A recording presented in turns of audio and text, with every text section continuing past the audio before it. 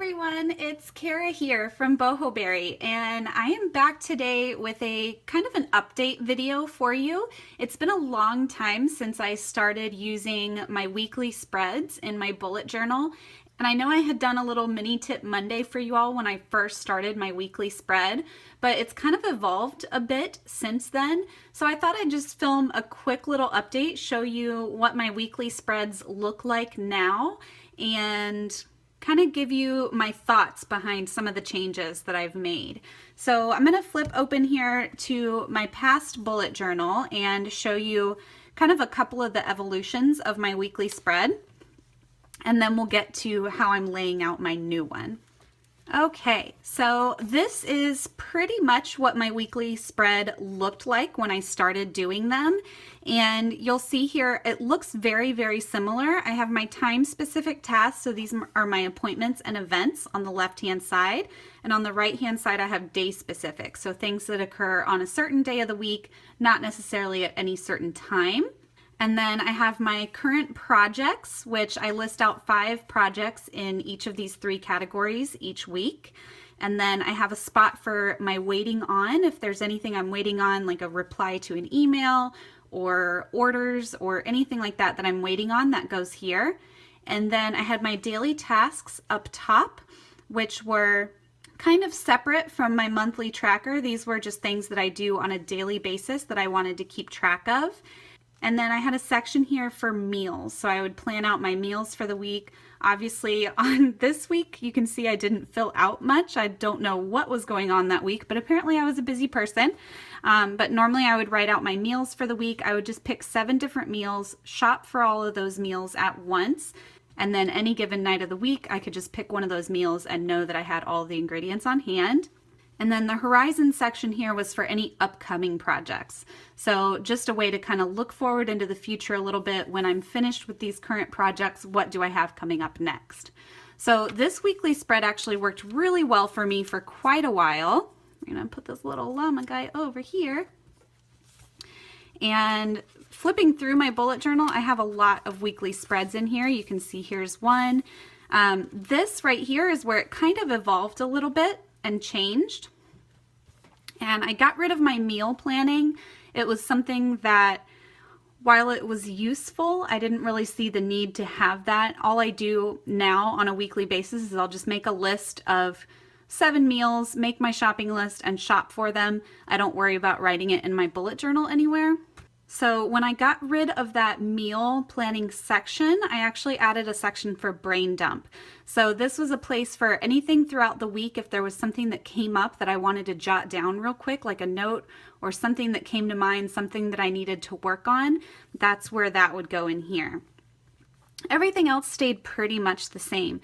And I used this exact weekly spread for quite a few months, over 6 months. And even up until last week, I was using this exact spread. Now, what I've done this week is I've updated it a little bit. So I wanted to show you that. So let's put him here with his little buddy. And I'll show you what I'm doing in my current bullet journal. Sorry, little guys. You're gonna have to move. Okay, put you right there. They're so cute, aren't they? I love these little llamas. For those of you curious, by the way, about these little llamas, I got questions about them in one of my past videos too. They are book buddies, and it's these guys right here. I actually got these from a cute little stationery shop in Brooklyn. I went there for a bullet journal meetup, and they sent me these kind of as a little thank you gift after I went, and I absolutely love them. They're so cute, but I'm sure you can find them around. Book buddies is what they're called. Okay, so back to my current weekly spread. You'll see a lot of it is set up exactly the same.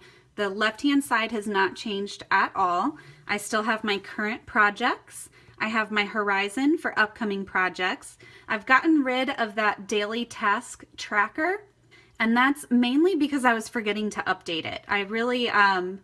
I was still doing those tasks. I would just forget to fill it in, and then flipping back through my past weeklies, it would bug the heck out of me that I didn't really know when I had done those things, even though I knew I was doing them on a daily basis. So I just decided to get rid of the headache, got rid of that.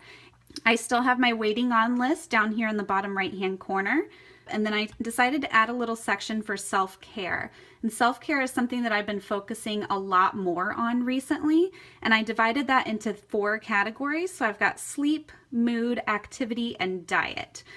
And my plan is to every day rank myself on a scale of 1 to 10, how I'm doing in each of these areas. So I'll have a little dot in these designated colors for how I'm doing in each area, and then connect the dots at the end of the week and kind of see how they all affect each other.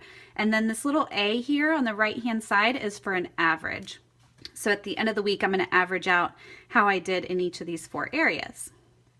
And then the other new section is for my top 3. So sometimes looking at this big list of current projects is a little daunting, and being completely honest, I hardly ever get all 15 of these projects done on any given week. Most weeks I actually migrate a lot of it forward. So I wanted to have a way to kind of focus in on the most important things. So I decided to do a little top 3 section on the bottom left-hand corner here. So these are the projects that if I get nothing else done all week long, I'll be happy. I'll have had a successful week if I get these 3 projects done. This week, I decided to pick 1 from each category, 1 from business, 1 from home, and 1 from personal. The idea there is to kind of hopefully have a balance. There's a lot of weeks where I get a lot of business and home stuff done and nothing in the personal category, or vice versa. I'll get a lot of stuff done around the house, but not a lot for work. So I wanted a way to kind of balance that and at least get 1 main project finished in each category every week. So I'm really excited to give this weekly spread a try. And what I love about the bullet journal is you can change it up every single week. So next week, if I decide that this self-care tracker didn't really work out for me, I can change it up. I can get rid of it altogether. I can swap it back out for something else that I've used in the past. That's what's awesome about the bullet journal. That's what's awesome about not having a pre-printed planner. You literally set it up for yourself for your specific needs each and every week, which is awesome.